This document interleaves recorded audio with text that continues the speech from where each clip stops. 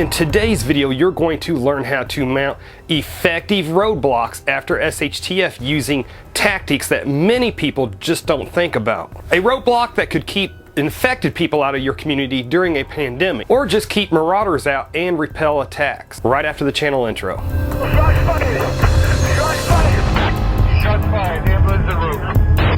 Okay, let's set the scenario here. Let's say that SHTF has happened and a pandemic is sweeping across the country and you have to keep infected people out of your community. Or let's just say a breakdown of the rule of law has also happened and you also have to keep unfriendly people out of your community to keep your community safe. So let's just take a look at one of the tactics that you could use as a first line of defense for your community. And notice that I said one and not the only one. Okay, real quick disclaimer, don't use these tactics unless it is total SHTF and a total breakdown of the rule of law. Also, I am not a master military tactician, nor am I trying to pass myself off as one. I'm just trying to give you some ideas here that you could possibly use. But regarding roadblocks after SHTF, one of the things that you have to think about is this roadblock that you're wanting to do, is this roadblock only going to last a couple of days, or do you think you're going to need this roadblock for months, if not years on end?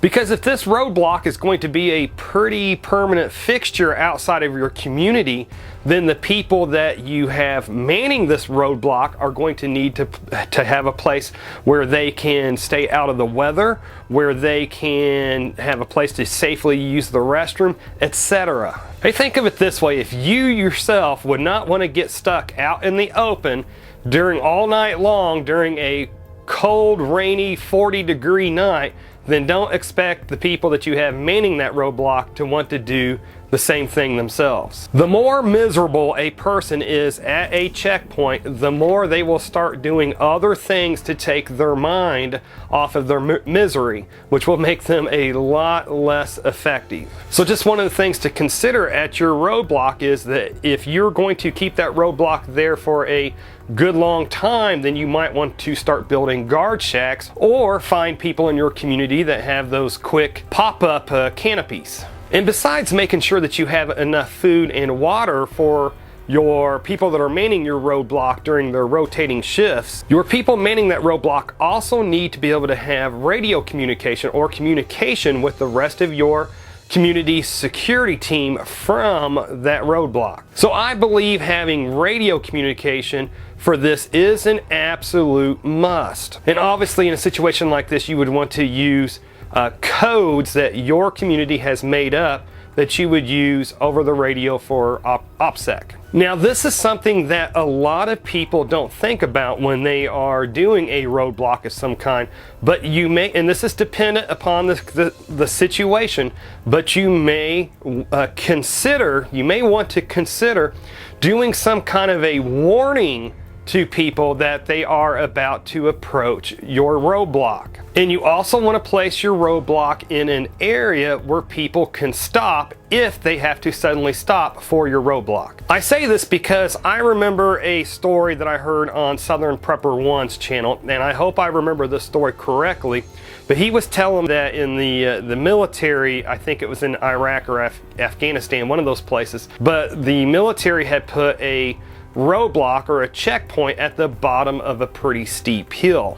And what happened was this truck started barreling down that hill, and this truck was not responding to the commands that the military was given to stop, or they were going to blow up his truck or shoot his truck up. Now, you have to remember this was during a time where there was a lot of terrorists, a lot of suicide bombers that were getting in vehicles and then driving that vehicle to the roadblock and blowing it up. So obviously the military was taking this very seriously.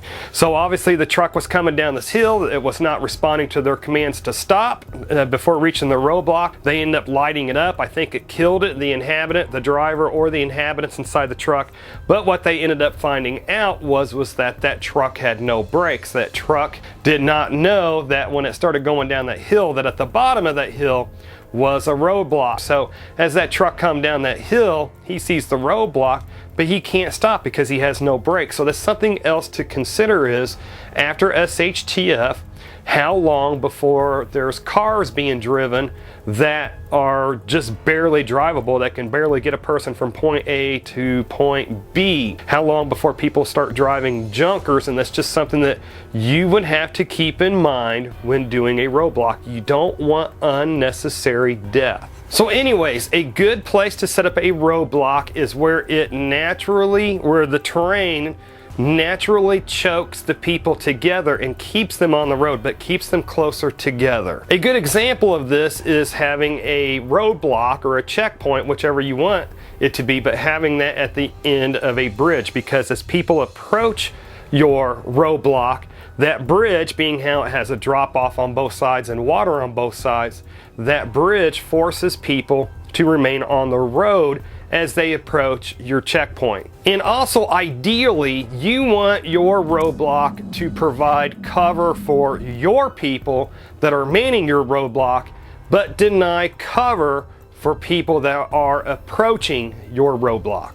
Now, excuse my very amateur computer drawing here, but it should help to get the point across. Now, ideally, you would like to have natural terrain such as steep hills on both sides of the road to keep your enemy from being able to fan out. But if you don't have the luxury of that, then you can at least force them out into the open and deny them cover should an enemy start attacking your roadblock as depicted in this photo. And then, like I stated a minute ago, again, ensure that your people have cover that they can retreat to should they start being attacked by an overwhelming force. And you can do this by using sandbags or a wooded area that is depicted in this photo. Now, in the area leading up to your roadblock that any potential unfriendlies would be approaching from, you want things, either natural or whatever you have to place in there, again, to try to force their vehicles or to force them to stay on that road. Doing this helps to keep them from circumventing your roadblock. And again, if you don't have steep terrain on both sides of your road that you could use to your advantage, then just use your imagination. Can you roll tree stumps on each side of the road that would be enough to damage cars if they try to leave the roadway? Or just junk or metal that would flatten cars' tires? But just use your imagination of what you could use that would keep vehicles on that road as it approaches your roadblock. Now, just for the sake of simplicity for this drawing, I have placed large tree stumps on both sides of the road in this road that's leading up to the roadblock. Again, the idea behind these tree stumps is they are large enough that they would damage a car if the car left the roadway, but they're still not quite big enough to really provide adequate cover should that be an attacking force on your roadblock. Now, most people obviously already know that at your actual roadblock you have some vehicles or other things that you can move back and forth to let people that you want in and then keep together to keep unwanted people out.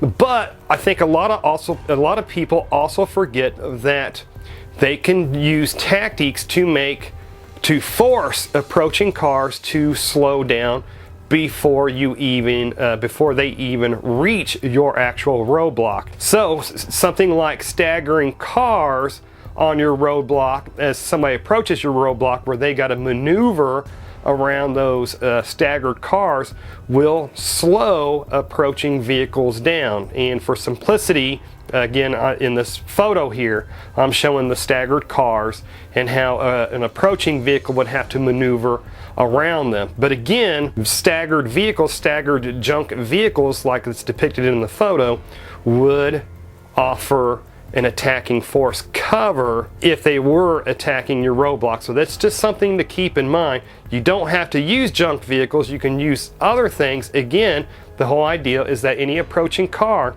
has to maneuver around these obstacles before they actually reach your roadblock, which that slows them down. Because what you're wanting here is you are wanting to keep approaching vehicles from being able to reach a speed that they would be able to ram through your roadblock or to reach you in a fast manner to inflict damage on you.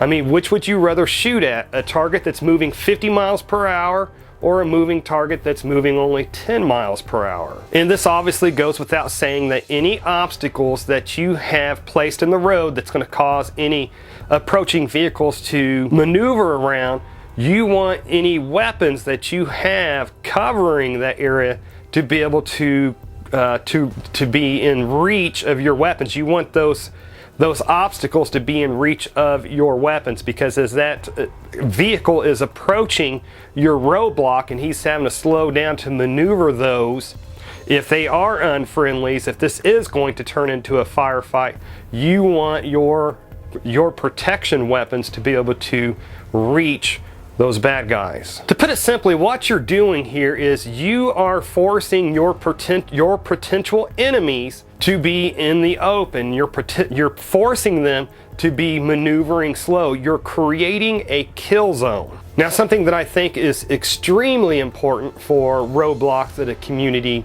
is employing is that you have hidden snipers that are providing cover and overwatch for your people that are manning the actual roadblock. Now, if you don't have the luxury of having a formally trained military or SWAT team sniper in your community's security team, then do the best that you can do with getting your best shots, your guys that are the best shots and have excellent, good scoped rifles. I mean, these snipers, they will probably be able to see approaching vehicle or approaching people before your guys on the ground, your guys at the actual roadblock will probably even see them.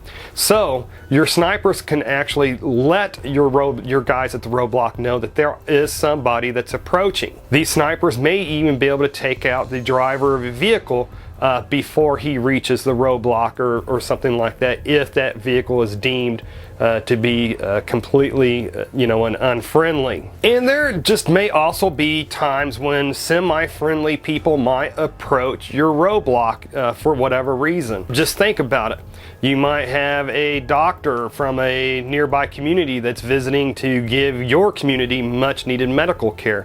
Or maybe the next community is wanting to trade items that you have that they badly need, and then they want to trade items that you badly need. So in situations like this, snipers at an elevated position could really cover your men that's at the roadblock while this believed to be friendly meeting takes place, so they can cover that in case anything suddenly goes wrong. Now, I've heard some preppers say, if SHTF happens and we set up roadblocks, there'd be absolutely nobody in, absolutely nobody out, absolutely nobody to be able to approach the roadblock. But folks, you just got to remember, in situations like this, there would just be a myriad of reasons of why you would want people to actually approach your roadblock, or to allow people in, to allow people out. Again, you don't know, do you need to let a doctor in? Do you need to let your doctor out? The amount of intelligence that you can gather from people